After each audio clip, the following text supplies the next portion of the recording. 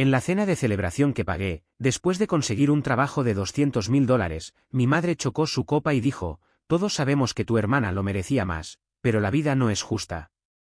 Mi tía se rió. Mi padre permaneció en silencio.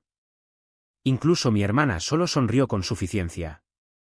Miré alrededor de la mesa que había reservado para ellos, respiré hondo y dije: «Tienes razón. La vida no es justa, especialmente cuando planeaba pagar las deudas de todos hasta ahora». Luego me levanté, recogí los sobres y me fui mientras mi hermana gritaba. Yo, 29M, acabo de conseguir un trabajo de $200.000 al año después de años de trabajar duro en silencio. Hablo de noches largas, cenas de ramen y una montaña de deuda estudiantil que superé mientras trabajaba en 2 empleos. Esta oferta de trabajo no era solo un número, era validación, la prueba de que lo había logrado a pesar de todo. Y quería celebrarlo de la manera correcta, no con botellas de champán o alguna ostentación exagerada en Instagram, sino con mi familia, la misma familia que me vio luchar y sonrió durante todo el proceso. O eso pensaba. Reservé un salón privado en un hermoso restaurante de carnes en la ciudad, el tipo de lugar donde el ballet usa guantes e incluso el puré de patatas tiene su propio precio. Organicé todo, menús personalizados, maridajes de vino, incluso pequeños sobres con tarjetas que escribí para cada miembro de la familia, notas sentidas con una sorpresa dentro. Mi plan era simple, una cena de agradecimiento seguida de regalos. Iba a pagar sus deudas, el saldo de la tarjeta de crédito de $12.000 de mi madre, el préstamo del coche pendiente de mi padre, las facturas médicas de mi tía y, sí, incluso los préstamos estudiantiles de mi hermana, aunque nunca terminó su carrera. No se lo dije de antemano. Quería que fuera una sorpresa, una forma de decir que nunca olvidé de dónde vengo. Llegué temprano, di propina al personal y me aseguré de que todo estuviera perfecto. Entraron uno por uno, mi madre con perlas, mi padre rígido con un blazer que claramente no había usado desde mi graduación, mi hermana con un vestido blanco como si ella fuera la ocasión. Mi tía los seguía, todas sonrisas. La cena comenzó sin problemas. El vino fluyó. Llegaron los aperitivos. Tuvimos una charla trivial, bueno, ellos la tuvieron. Yo principalmente escuchaba, absorbiéndolo todo. Luego llegó el postre. Me levanté, un poco nervioso, y dije: antes de empezar, solo quiero agradecerles a todos por estar ahí para mí a lo largo de los años. Sé que las cosas no siempre han sido fáciles, pero no estaría aquí sin ustedes. Así que esta noche no es solo una cena, es algo más. Metí la mano en mi abrigo y saqué los sobres, colocándolos sobre la mesa uno por uno. Parecían confundidos, curiosos. Mi madre levantó su copa y luego, con la sonrisa más falsa que he visto en mi vida, dijo: bueno, todos sabemos que tu hermana merecía esto más, pero la vida no es justa. Se rió como si fuera una broma. Mi tía se carcajeó con ella. Mi padre estaba en silencio, ni siquiera me miró a los ojos. Mi hermana solo sonrió con suficiencia y picoteó su postre como si estuviera aburrida. Me quedé allí, helado, con el sobre todavía en la mano. Lo merecía más. ¿Te refieres a la misma hermana que se burlaba de mí por ser un estudiante profesional? ¿La que abandonó la universidad y culpó a los profesores por no entender su potencial? ¿La que volvió a casa y no ha tenido un trabajo por más de 6 meses desde entonces? Lo merecía más. Miré alrededor de la mesa que había reservado. No vi orgullo ni apoyo, sino resentimiento, amargura, como si mi éxito fuera algo que tuvieran que tolerar. Respiré hondo.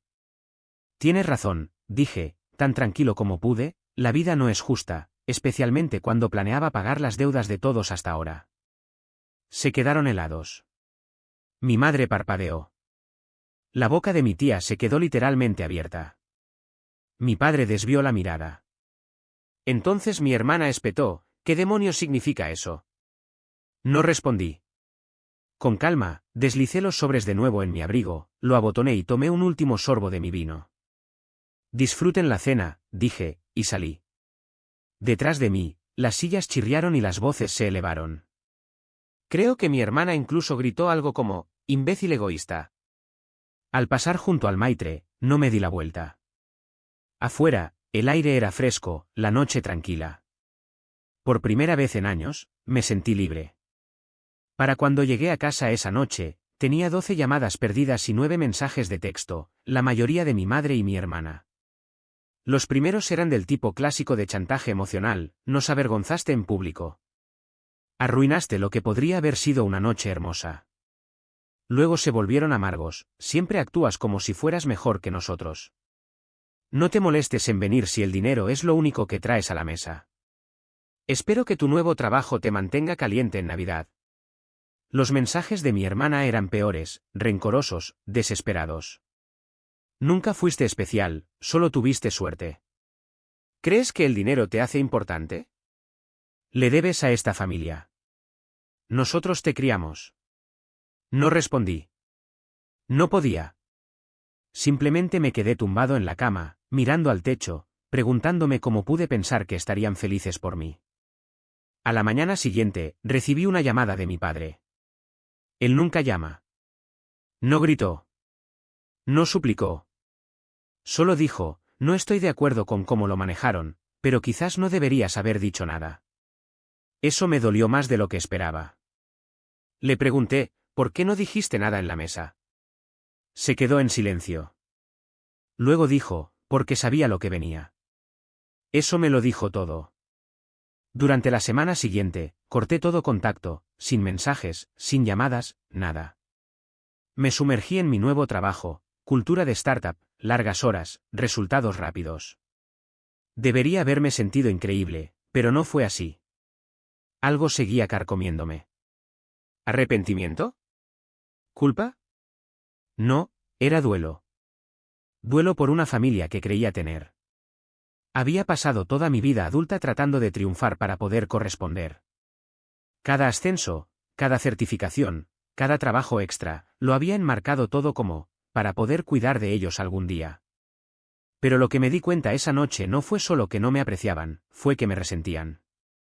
No veían mi éxito como nuestro. Lo veían como suyo, robado. Especialmente mi hermana.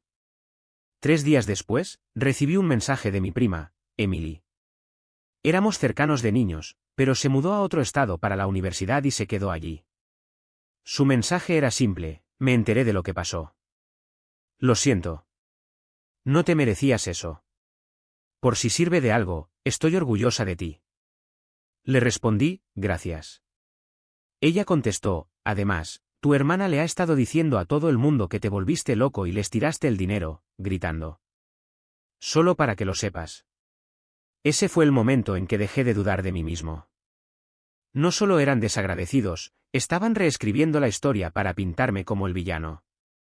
Esperé 2 semanas antes de iniciar sesión en la carpeta financiera compartida que había configurado el año pasado, cuando todavía ayudaba a mi familia a pagar las facturas.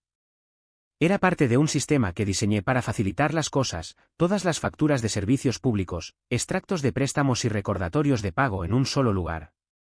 Había estado cubriendo silenciosamente los cargos por sobregiro, confirmando opciones de refinanciación e incluso pagando el déficit de la hipoteca de la casa de mis padres cuando no podían llegar a fin de mes. Silenciosamente. Siempre silenciosamente. Ya no más. Abrí cada archivo, hice capturas de pantalla de todo, luego cerré la carpeta, la bloqueé y revoqué el acceso.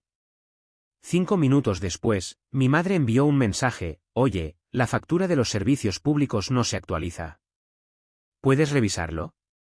No respondí, pero sí eliminé la configuración de pago automático en todas las cuentas que había estado cubriendo: hipoteca, electricidad, seguro, cuota del coche. Y justo antes de cerrar la sesión, renombré la carpeta a cerrado. Buena suerte. Esa noche, recibí una llamada de un número desconocido. Respondí. ¿Estás contento ahora?, escupió la voz de mi hermana. Papá está flipando con la hipoteca, y mamá dice que la compañía eléctrica amenaza con cortarnos la luz. No dije nada. Di algo: maldita sea, siseó. Así que lo hice. Pasé 10 años construyendo una escalera mientras tú esperabas un ascensor. No me grites porque el tuyo nunca llegó. Y luego colgué. 3 días después de que les bloqueara el acceso a la carpeta financiera compartida, llegó la primera disculpa. Bueno, disculpa. Era de mi madre, creo que las emociones estaban a flor de piel. Todos estábamos un poco sorprendidos por cómo reaccionaste.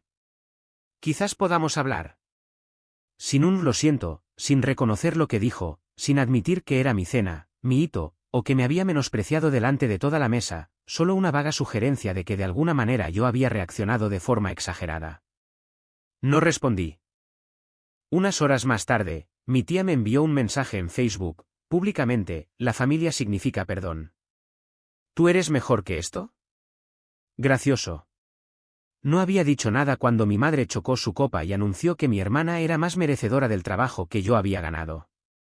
En ese entonces, se rió a carcajadas. Ahora que el dinero no fluía, de repente yo era mejor que esto. Para el final de la semana, la narrativa había cambiado. Aparentemente, me había ido furioso por una broma. Yo era desagradecido y arrogante, y según mi hermana, había estado planeando humillarlos desde el principio. Fue entonces cuando las fotos comenzaron a desaparecer. Las que había tomado en la cena, la familia sonriente, las copas de vino, el pastel que dejaron derretir mientras discutían, comenzaron a desvanecerse de sus redes sociales. Los comentarios sobre la noche fueron editados o eliminados por completo. Estaban reescribiendo la velada, repintándola como un malentendido exagerado, omitiendo convenientemente lo que se dijo antes de que me fuera. Pero lo que no sabían era que yo todavía lo tenía todo: el recibo de la cena, los sobres que había llenado con extractos impresos personalizados, el vídeo que mi prima había grabado antes del caos donde el brindis de mi madre se oía nítidamente. Un día, recibí una llamada del prometido de mi hermana, bueno, exprometido ahora. Lo siento, dijo. Ha estado sin parar desde esa cena, diciendo que manipulaste a la familia, que los amenazaste. Lo dejé hablar. Luego le pregunté: ¿le crees? Hubo una pausa. En realidad no, pero no quiero estar en medio de esto. Lo entendí. Ahí es donde la mayoría de la gente prefiere quedarse, en el medio, donde es seguro, donde pueden fingir no ver lo que realmente está sucediendo. Pero yo ya no estaba dispuesto a quedarme en medio de una habitación en llamas, fingiendo que no se estaba incendiando. Una semana después, mi padre volvió a contactarme, esta vez en persona. Vino a mi apartamento sin avisar. Solo quiero paz, dijo. Podemos al menos estar de acuerdo en que se nos fue de las manos. Lo miré. Papá, dije, estabas sentado justo ahí. Podrías haberlo detenido, pero no dijiste ni una palabra. Se frotó las sienes como si él fuera el que estaba agotado por mi comportamiento. No quería empeorar las cosas. No querías sentirte incómodo, lo corregí.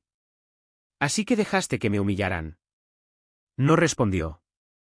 Luego dijo: tu hermana está pasando por un mal momento. Su búsqueda de trabajo no va bien. Simplemente es difícil para ella verte triunfar tan rápido. Fue entonces cuando finalmente lo entendí. No estaban enojados porque les fallé, estaban enojados porque triunfé sin necesitarlos. Antes de irse, miró mi apartamento y murmuró: es bonito. ¿Te ha ido bien? No le di las gracias, porque no era un cumplido, era una acusación disfrazada de admiración. Pasaron 2 semanas. Nadie se disculpó, no de verdad. Nadie asumió lo que hizo o lo que no dijo. Pero todos querían que siguiera adelante, que lo superara, que fingiera. En cambio, seguí avanzando sin ellos. Mi trabajo comenzó con fuerza. Me entregué por completo al trabajo. La empresa me dio un asistente, un mentor y una estructura de bonificación trimestral que prácticamente me desafiaba a arrasar. Y lo hice. Pero algunas noches, todavía abría el cajón de mi escritorio, aquel donde guardaba los sobres de esa cena. Todos seguían sellados, todavía marcados con nombres: mamá, deuda de tarjeta de crédito, $9,400. Papá, 2 meses de retraso en la hipoteca. Tía May, gravamen del IRS. Hermana, préstamos estudiantiles privados, $21,800. Cada sobre tenía una carta explicando que era un regalo, no un préstamo, no una moneda de cambio, solo yo tratando de levantar el peso que sabía que llevaban. Lo había planeado durante meses, presupuestado hasta el último centavo. Incluso me salté unas vacaciones para hacerlo posible. Pero luego, en la mesa que reservé, durante la cena que pagué, las personas a las que más quería ayudar dejaron claro que no me veían, ni por quién soy, ni por lo que he construido, ni por lo que me costó llegar hasta aquí. así que los sobres permanecieron sellados. Entonces, una tarde, apareció mi hermana. No sé cómo entró al edificio. Quizás alguien le abrió, quizás esperó a que alguien más saliera. Pero ahí estaba, de pie en el pasillo fuera de mi apartamento, como si todavía tuviera acceso a mi vida. Abrí la puerta a medias. No dijo hola, simplemente pasó a mi lado y entró en la sala de estar como si nada hubiera pasado.